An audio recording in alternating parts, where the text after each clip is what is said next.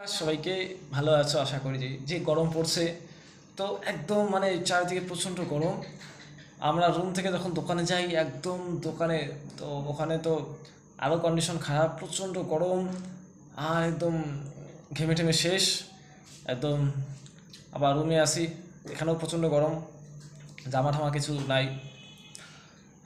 যে গরমে গরমে তো থাকা মুশকিল। তো ঠিক আছে, আজকে আবার একটা কাহিনী নিয়ে তোমাদের সামনে হাজির। তো ভাবলাম যে এই তো দোকান থেকে এখনই আসলাম, তো আসে স্নান টান করলাম, করে একটু বসে আছি। তো ভাবলাম যে এখন একটা তোমাদের সামনে একটা গল্পটা তুলে ধরা যায়। একটু ফাঁকা সময় আসি, যাই হোক তোমাদেরকে শেয়ার করে ফেলি। তো ব্যাপার হলো যে আমার দাদা, মানে আমরা কিন্তু চার ভাই বোন। আমার দিদি আছে, দাদা আছে, দাদা সবার বড়, তারপরে ভাই আছে, ভাই ছোট সবার। তো আমরা যখন ছোট ছোট ছিলাম, দাদা যখন স্কুলে পড়তো, তো তখন দাদার, শুধু দাদা না, সবারই মাঝে মধ্যে একটা করে মাথায় ভূত ধরে। কেমন? মর্নিং ওয়াক করা, জগিং করা, সকালে করে ঘুরে বেড়ানো, এই ভূত সবারই ধরে। এখন বর্তমানে আহ, আমার যে শালা আছে, মানে আমার যে ওয়াইফের ভাই আছে, তারও মাথায় ভূত ধরছে এখন। সেও এখন প্রতিদিন সকালে করে, রাত্রে করে দৌড়ে রান করতে যায়। ও একটু মোটা সোটা করে আছে। তো আমার দাদা যখন স্কুলে পড়ে, তখন ক্লাস 10 কি 11-এ পড়ে, বন্ধুদের সঙ্গে প্ল্যান করলো যে প্রতিদিন সকালে করে রানে যাবে, ওই সরি মর্নিং ওয়াকে যাবে, মানে এমনি হাঁটে হাঁটে যাবে আর কি। মানে যাই হোক, আমার দাদা কিন্তু অত মোটাসোটা না, কিন্তু মানে শরীর স্বাস্থ্য আমারই মতো।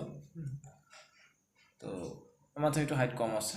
যাই হোক, তো যাই হোক, সকালে করে মর্নিং ওয়াক করাটা ভালো আর কি। তো আর দাদার বন্ধুগুলো অবশ্য বেশ লম্বা টম্বা ছিল। তো সবাই বন্ধুরা মিলে সবাই প্ল্যান করলো সকালে করে মর্নিং ওয়াকে যাবে। তো যেমন ভাবা তেমন কাজ। তো প্রথম প্রথম আর কি বন্ধুরা সবাই মিলে, আগে তো মোবাইল ছিল না, এই বন্ধু বন্ধু বাড়িতে যায় ডাকতো। তো প্রথম প্রথম সবাই বেশ এক্সাইটেড, সবাই বেশ বেশ রানে যাইতো।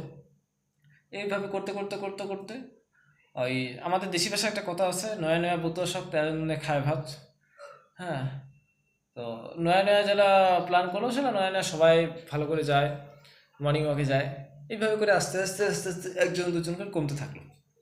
কমতে কমতে কমতে কমতে একদিন এমন হলো যে সেদিন সকালে দাদা কারোরই নাগাল পাইল না।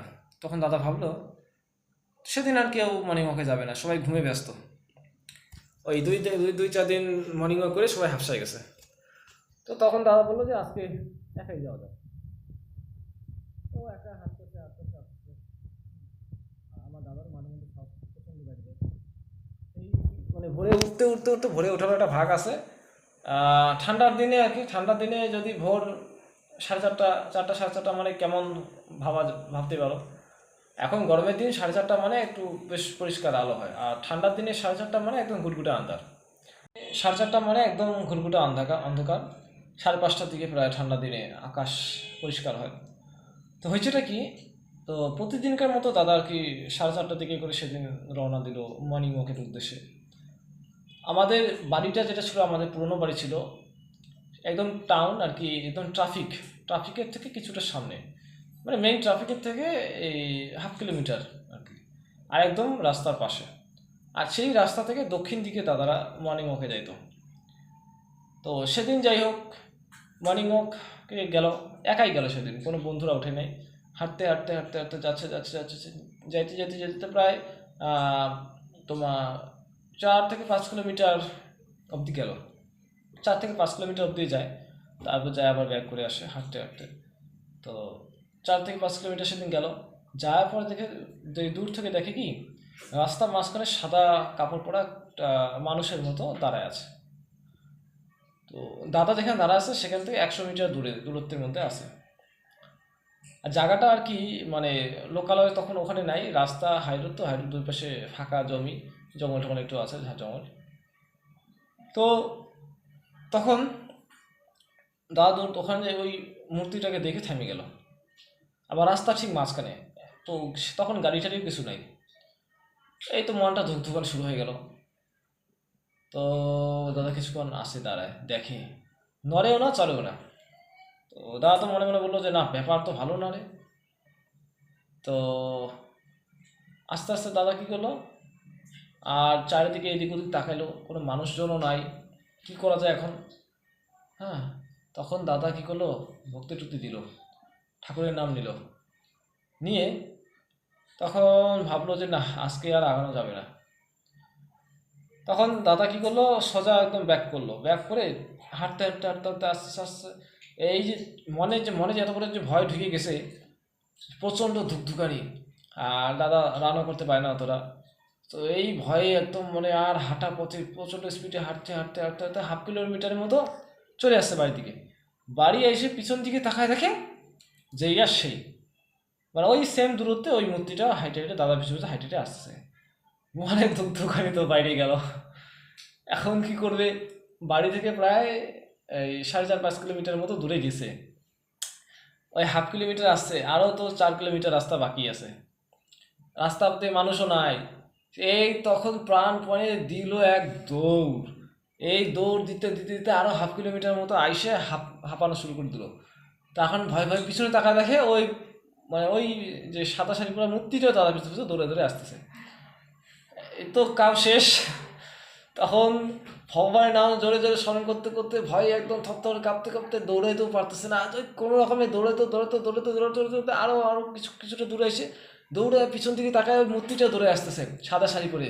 কোনো না বুড়া না বুড়ি না কি না মানুষ, বুড়া বুড়ি হলে তো দৌড়াতে পারবে না, তো কিছু বুঝতে পারে না, ওই সেম দূরত্বে আসে। আরও দাদা আরও কষ্টে মষ্টে খালি চিল্লাইতে চিল্লাইতে ভগবানের নাম স্মরণ করতে করতে দৌড়াতে আরও কিছুটা দৌড়ে আসার পরে পিছনে দেখে আরও ওই মূর্তিটা দৌড়ে আসে।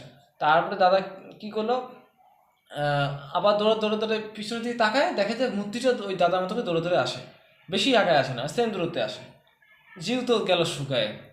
তো তখন ভাবলো যে না, আর পিছনে তাকানো যাবে না, এইবার একটা একদম মন প্রাণে একটা রান দিই। তখন ভয়ে একদম প্রচণ্ড ভয়ে শরীরের মধ্যে অনেক শক্তির আইডিয়া আর কি, যাই হোক ভয় পেলে তো শরীরের শক্তি বেড়ে যায়। একবারে ভগবানের নাম স্মরণ করে এক যে দিল দৌড়, এক দৌড়ে এখানে বাড়ি, এখানে আইসে বাড়ি ঢুকে কাউকে কিছু না বলে একদম বিছনার সসলা। তারপরে সবাই আমরা জিজ্ঞাসা করি কী হয়েছে কী হয়েছে কী হয়েছে কী হয়েছে, তারপরে দাদা তো কিছু কয় না, খালি ও খালি হাঁপাচ্ছে। এতটা রাস্তা দৌড়ে আসছে যে মানুষের কোথাও দৌড়ায় নেই, তো তাহলে কী অবস্থা হতে পারে ভাবো, খালি হাঁপাচ্ছে আর ভয়ে কিছু বলতে পারতেছে না। তখন বাবা কী করলো, তাদের যে বন্ধুগুলো যা যা তার সঙ্গে মর্নিং ওয়াকে যায় তাদের বাড়িতে গেল, যে জিজ্ঞেস করে ওরা কি মর্নিং ওয়াকে জানি। তখন যাই হোক বাড়িতে আসলো, আমাদের বাড়ির পাশে একটা দাদু ছিল কবিরাজ, তো ওই দাদু আমাদের বাড়িতে প্রতিদিন সকাল করে আসে এমনি গল্প টল্প করে। তো ও তখন দাদা ওই হাঁপাচ্ছে কিছু বলতেছে না, যায় তখন মানে হাট দেখে বললো যে ভয় পাইছে চমকাইছে। তো তখন তেল কষা টেল কষা ঠিক করে দিল। তারপরে অনেকক্ষণ পরে দাদা সুস্থ টুস্থ হয়ে তারপরে বলে যে এই ব্যাপার।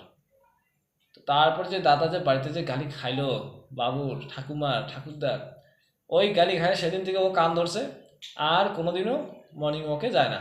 যায় মানে এমনি 6টাতে 7টাতে উঠে, অত ভোরে ভোরে আর যায় না, সেদিন থেকে জন্মের শিক্ষা।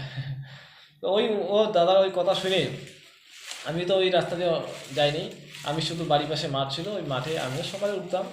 ওখানে মাঠের পাশে আমাদের শিব ঠাকুর আছে বট গাছ আছে, তো ওখানে আর কি ভক্তি টুক্তি দিয়ে যতই হোক ঠান্ডার দিন যতই সকালে ওঠো ওদিকে তাকালেও ভয় লাগে যখন ঠকল আছে। তো আমি খালি যাই মোটামুটি একটু ভোরের দিকে যাই, দৌড়ে টোড়ে চলে আসতাম, আর অত দূর রাস্তা আমি যাইতাম না।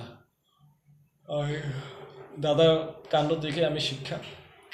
ঠিক আছে, কেমন লাগলো অবশ্যই জানাবেন। আরও অনেক কাহিনী আছে, এক এক করে সবাই সব কিছু শেয়ার করবো। ঠিক আছে, বাই বাই, ভালো থাকবেন সবাই।